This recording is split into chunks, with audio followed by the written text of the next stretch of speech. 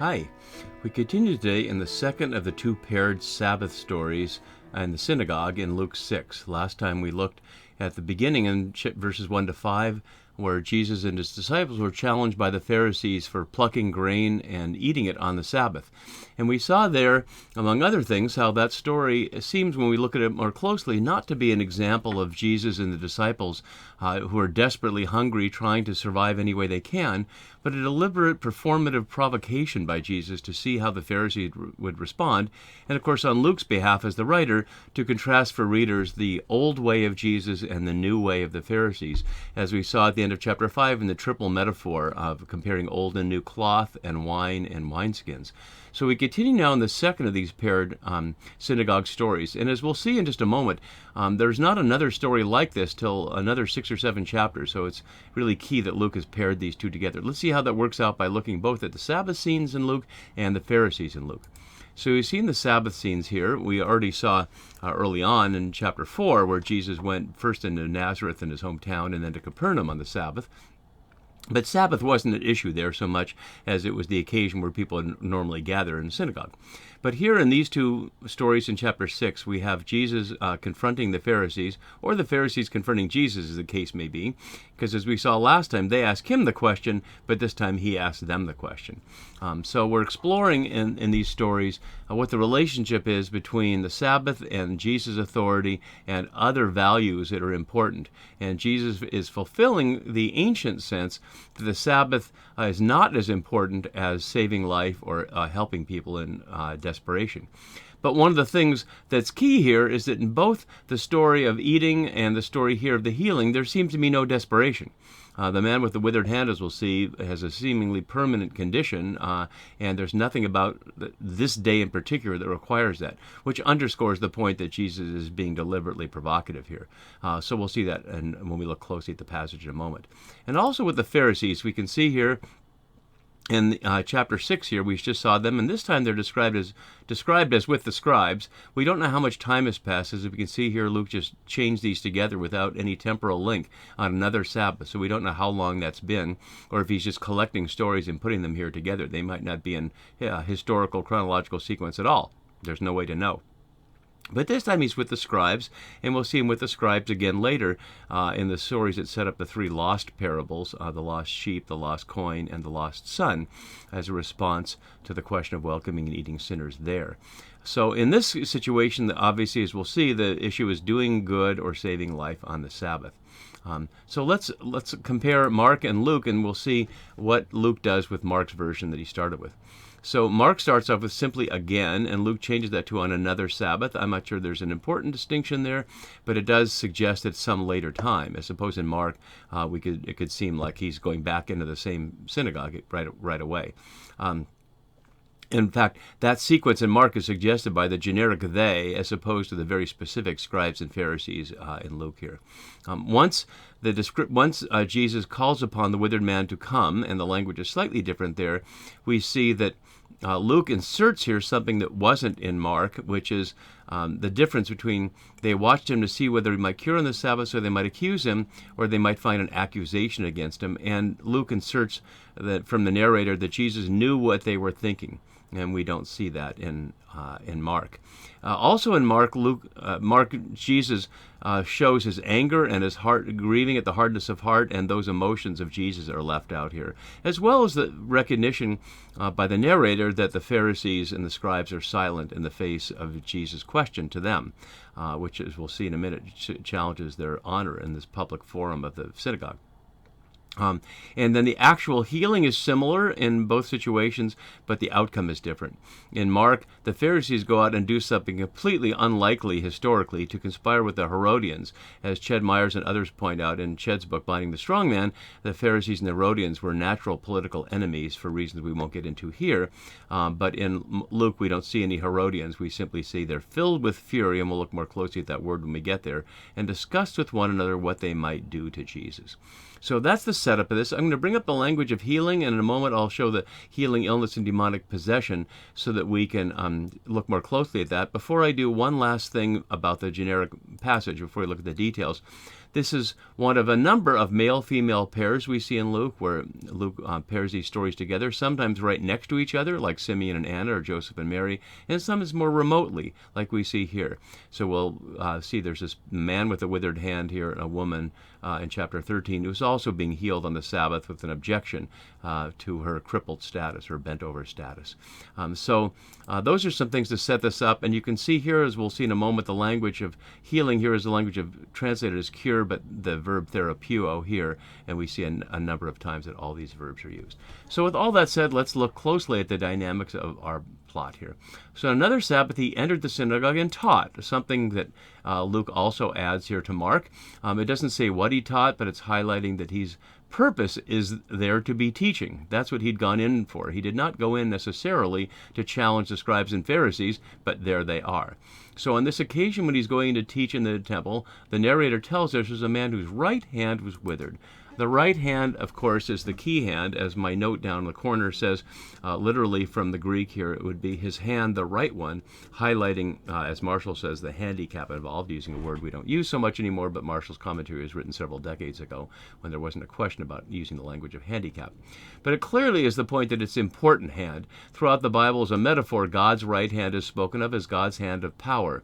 And as I've discussed in previous videos, the right hand was the only hand that was a public hand. The left hand in that culture was used simply for wiping oneself from relieving oneself in the bathroom or the toilet, neither of which they had, but you know what I mean. And so without a right hand, a man is seriously disabled, although he's not socially disabled because he's in the synagogue and there's no apparent objection to him being there. So the issue isn't that he doesn't belong there. He seems perfectly at home there, although we don't hear any words from him at all, and we don't hear anything about need from himself or yearning or a desire for healing. It's as if Jesus simply uses him as an object lesson in his battle with the scribes and Pharisees, who make their appearance in the next verse, as we see. So the scribes and the Pharisees, we saw them together earlier in 5:21. I'll just show you that briefly here, so you can see they began to question about forgiving sin. And so here they are again. And the word for watching is a key word here. Paratereo here almost always means suspicious watching. Let's look at a couple of other examples of that word, how it's used in Luke. Here from 14:1 we hear, on one occasion when Jesus was going to the house of a leader of the Pharisees to eat a meal on the Sabbath, they were watching him closely. And then again in 2020, near the end, just before the Passion story, when he's in Jerusalem and they're challenging him, we hear this. So they watched him and sent spies who pretended to be honest in order to trap him by what he said, so as to hand him over to the jurisdiction and authority of the governor. So in all those cases, it's a very close watching to gain facts or evidence for some kind of prosecution. So although we noted last time using Collins's insight that the Pharisees' question about picking grain on the Sabbath seemed to be neutral, as Collins named it, a polite question, just simply, why are you doing this? Now we see that they've changed their stance and they're seeking to accuse him, and we'll see at the end of the story there's another word to describe their state of being. So note that there's no reason to suspect that the scribes and Pharisees would expect that Jesus in the synagogue is going to cure on the Sabbath. He's in there teaching. So we don't know if they've been following around or what's going on, but that's their state of mind. And as we see in the next verse, Jesus already understands that. The word for accusation here, or find an accusation, really it's the verb, categorio, is used only in the last scene there when Jesus is on trial. And we can see it here in this scene from chapter 23. They began to accuse him, saying, "We found this man perverting our nation, forbidding us to pay taxes to the emperor, and saying that he himself is the Messiah, a king." The point being, of course, that when we get to chapter 23, there is no accusation that he's healing on the Sabbath or doing anything that would be a violation of the Torah. They're using charges in chapter 23 that would make sense to Pilate and for the Romans, who wouldn't care at all about violations of the Sabbath. So we already see from verse 7 that the scribes and Pharisees are a hostile presence here, playing the part of Satan, playing the part of the accuser who charges you with things and then brings you before the king, from the Persian tradition of the Satan, as we've noted earlier. And we will more later when we see Satan as a character in Luke. So this is where we hear, even though he knew what they were thinking, and this is something that Luke has added to Mark here, the term for what they were thinking, dialogismos, here is used a couple of times, and as my note below says, in all the encounters with the scribes and Pharisees, the narrator suggests they have bad or hidden intentions.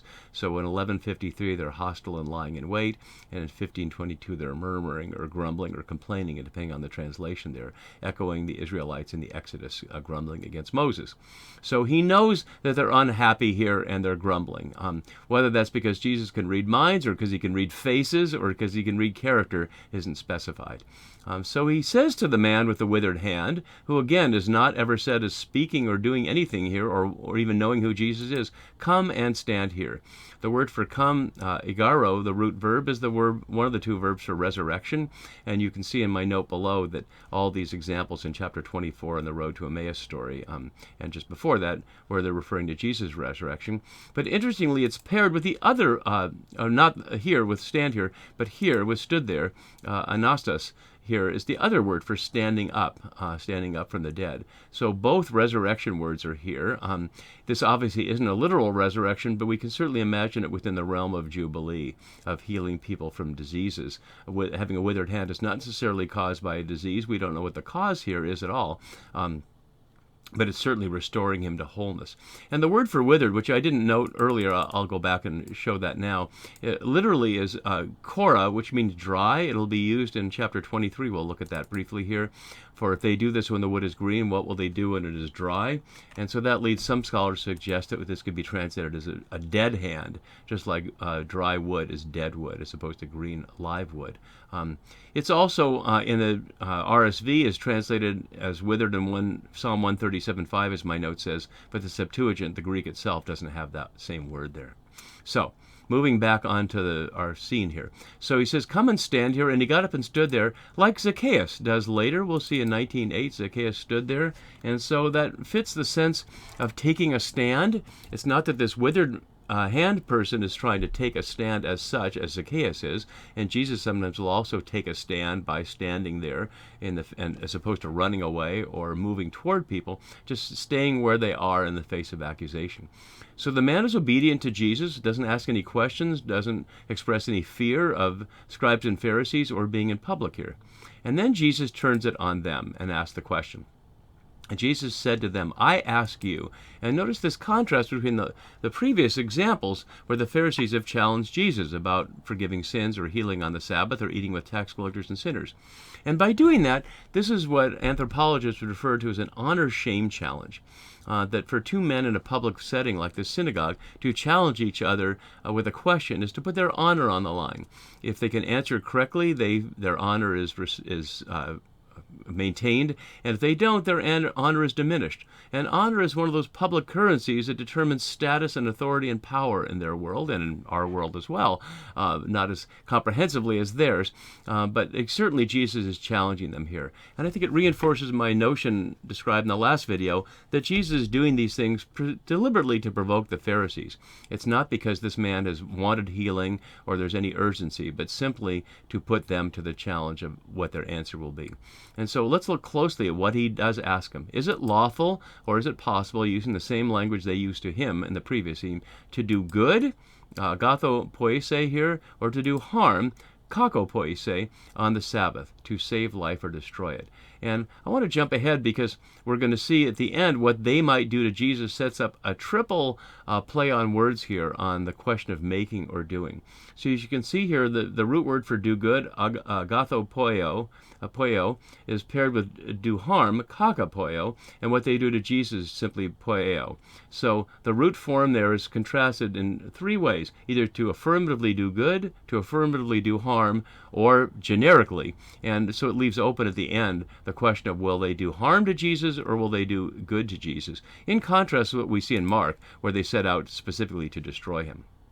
In the second half of the example of the question he gives, to save life, using the word sozo here, and it's one of those languages of healing words. It's used often for healing, but also the language for salvation a number of times in Luke, or to destroy it, changing what Mark had as kill here.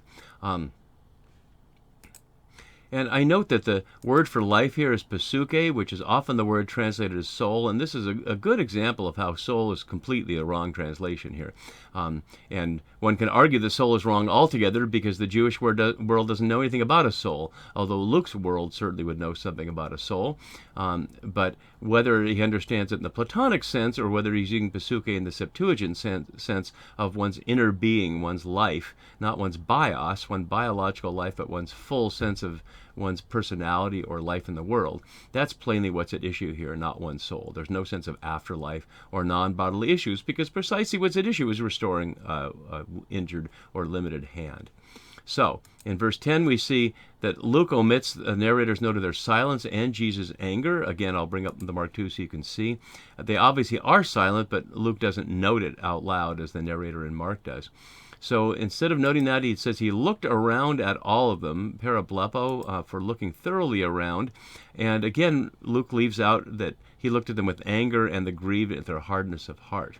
So we don't know Jesus' feelings here. Some scholars, especially in the past, suggested that Luke, writing for a more Hellenistic Platonic audience, would want to suppress Luke's sense of Jesus, or Jesus' I'm sorry, I said it right the first time. Luke's sense of Jesus showing emotions, which might be disturbing to a Platonic person who would think you should be apatheia, without passion or feelings.